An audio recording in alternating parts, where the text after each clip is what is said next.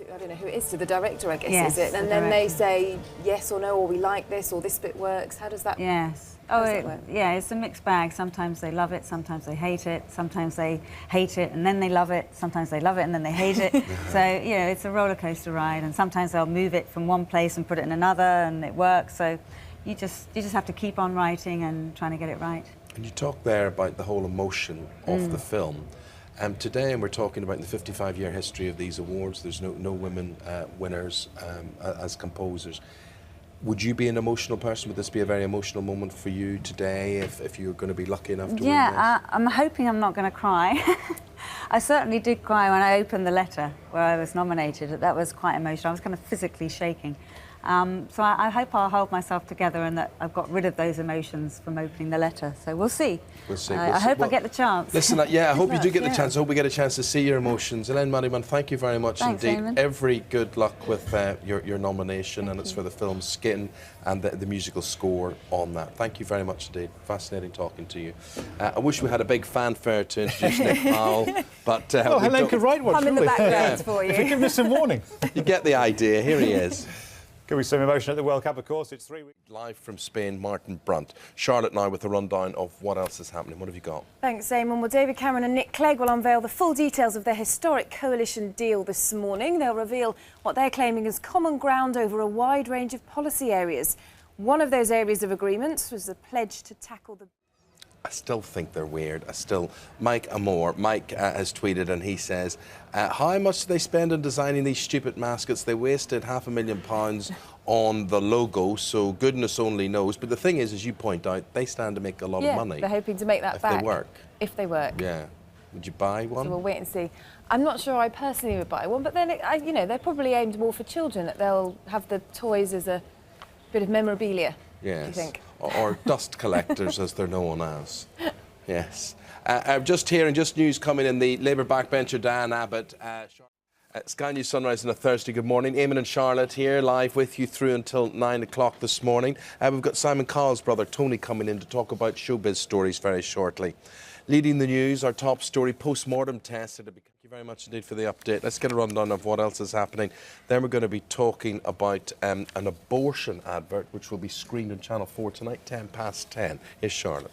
Thanks, Eamon. David Cameron and Nick Clegg will unveil the full details of their historic coalition deal this morning. Overhauling the welfare system and reforming schools are two top priorities. Other plans include scrapping home information ending. Who was that driving the car? Was that a police car? A bus driver. Bus driver. With a camera. Good for him, yeah.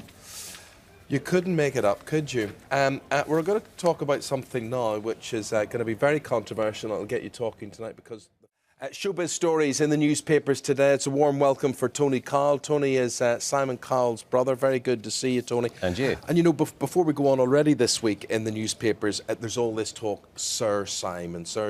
And, you know, some people, to anybody who may raise their eyebrows at that, and we are not amongst them because we actually think he brings a lot to the country, does a lot of charity work. What would you say to the doubters?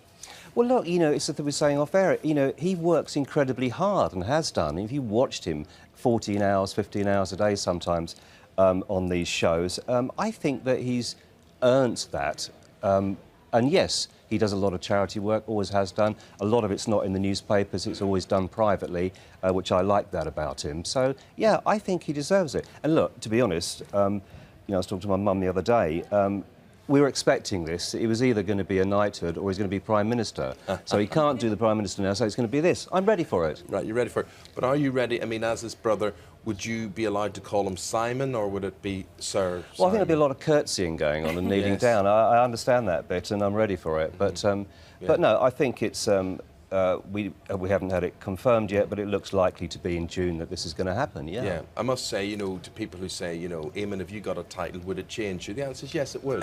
and I would insist. You're a doctor, though, aren't you? Oh, that's true, I'm a double doctor, that's true, yes, that's true. We thought about that. I'm a doctor, but I don't often use it, even though I should. But there we go.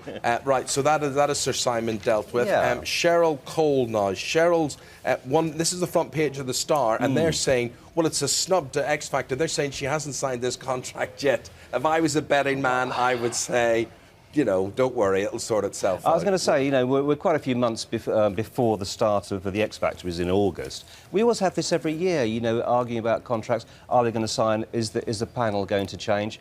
You know, we have to wait. Simon's back in a week's time or so after the end of American Idol.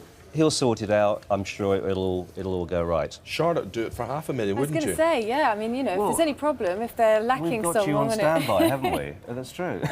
Good. Why not? But she doesn't. She hardly needs the money when we see her £8,000 a minute. Tell us that story. Well, for look, Cheryl you know, yes, this is a story about Cheryl doing a private sort of singing at a private party, and it equates to £8,000 a minute. But again, I think this is sort of, you know, hopefully she's learnt something from her husband as a footballer, that you've got to earn your money early while you're young. So who That's cares? singing I think she's worked hard as well. I present Have I Got News for You tonight at 9 o'clock, and I sing Lady Gaga's Poker Face on it. Right. Enough said. I better get that to Simon immediately. Finally, if you're a TV presenter, there's a lot of pressure to look good. I mean, Charlotte and I know this. This is why we do our best. Absolutely, Try and scrub your up 4 well. hours in makeup. Look at these guys. These are Russian TV presenters.